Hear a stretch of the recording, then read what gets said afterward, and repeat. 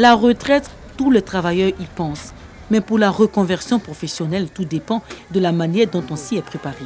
Dès le début même, en travaillant, j'ai commencé à passer à la retraite parce que la retraite, on ne le prend pas du coup. Il faut préparer d'abord. Préparer, c'est comment?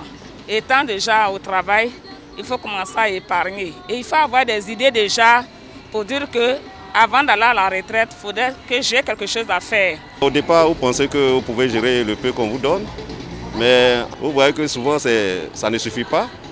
Et quand vous avez un petit problème, puisque la famille compte sur vous, vous pouvez être seul dans votre famille de 10 enfants, c'est vous qu'on sollicite. Il vous sera difficile de gérer le peu que vous avez. Le passage de la vie professionnelle à celle de retraité n'est pas apprécié de la même façon. Une chose est pourtant commune à tous, c'est s'adapter à la vie de retraite.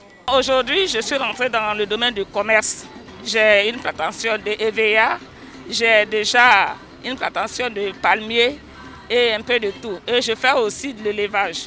Bon nombre de travailleurs à la retraite se reconvertissent. Partie à la retraite à 55 ans, cette ex-enseignante de lycée s'est découvert une nouvelle passion. Depuis 5 ans, Mariam Ouattara est devenue fleuriste à domicile après 30 ans de service. Il y a seulement 5 ans que j'ai commencé à faire les fleurs. Ce n'est pas évident puisque je n'ai pas eu de formation.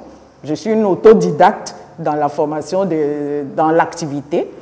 Donc, de temps à autre, je demandais à des gens comment eux s'y prennent, ou bien je vais sur les réseaux sociaux. À 67 ans, elle vit sa nouvelle activité comme un véritable plaisir. Ses journées se passent souvent chez le fournisseur à la recherche de fleurs rares pour ses compositions. Donc j'ai déjà mes fleurs, feuillages. Quand je suis en train de faire des compositions, je suis heureuse. Mais en même temps, c'est une activité génératrice de revenus.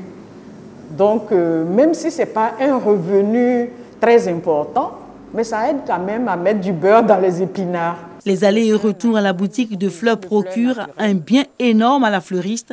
Loin de la sédentarité des journées sans activité, elle réinvente ses compositions. Cette façon d'adapter sa vie à un travail, autre que l'emploi occupé, est salvatrice pour les travailleurs à la retraite, selon l'avis de ce médecin qui suit l'état de santé d'une dizaine de retraités. C'est cette expression que j'aime souvent dire à mes patients. La pratique de l'activité physique, donc la pratique d'une activité après la retraite, embellit nos vieux jours. Pourquoi? Alors, la pratique d'une activité physique post-retraite apaise le stress. Elle permet de prévenir ou de stabiliser une hypertension artérielle déjà existante ou un diabète déjà existant. Quand on est à la retraite, il ne faut pas tout mettre en retrait.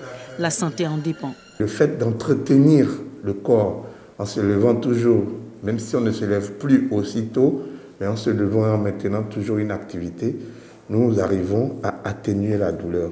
Yopougon Béago, Mathieu Amé et son épouse s'apprêtent à aller visiter leur plantation. Direction Umbrago, à 38 km d'Abidjan. Tous les week-ends, Mathieu Amé parcourt à pied ses 4 plantations. La première se situe à 3 km du village. Je n'avais pas d'activité parallèle au boulot de gendarme. Mais seulement pour créer cette plantation, j'ai épargné. Je divise mon salaire en 3 parties. J'utilise la première partie, les 2 premières parties pour ma vie. Et puis la 3e partie constitue l'épargne essentielle réservé à la création de la plantation. C'est comme ça que j'ai fait. Voilà 10 ans qu'il est à la retraite. Cet ancien gendarme possède des plantations de palmiers à huile, d'EVA, du cacao et une parcelle de manioc. Le tout cumulé à 7 hectares de terre cultivée. Un gain énorme, en plus de sa pension payée par la SEGRAU. Tous les 22 du mois, je reçois un message qui me dit que la pension est virée. En dehors de la pension, il y a les plantations aussi qui rapportent et qui vraiment m'aide. Ça fait que je me retrouve. Avec ses nouvelles occupations, cet ancien gendarme est loin des bruits des klaxons et des sifflets. Mais il est bien plus près des chants des oiseaux et souvent du silence de la nature. Je suis beaucoup plus à l'aise dans ce bureau. Il n'y a pas de soucis, il n'y a pas trop d'interpellations, il n'y a rien. Donc je suis mon chef par rapport à ce que je faisais avant. Où il y avait plein de stress. À tout moment, on nous appelle, allez-y ici. Bon, vraiment, on était stressés. Le stress des charges de commandant de brigade est fini pour lui. Pendant ce temps, Francis Akwadi, chef d'agence de voyage, prépare activement sa retraite qui n'est pas bien loin. La retraite, ça se prépare à un certain moment quand on voit que le problème des enfants commence à diminuer, quand les enfants deviennent grands. Vous ne pouvez pas les laisser pour évoluer seuls. Après le bac, quand ils ont commencé à avoir certaines situations, là on peut penser à nous-mêmes. La réussite de la retraite dépend de plusieurs facteurs, notamment de l'emploi occupé, des conditions de travail, de l'état de santé.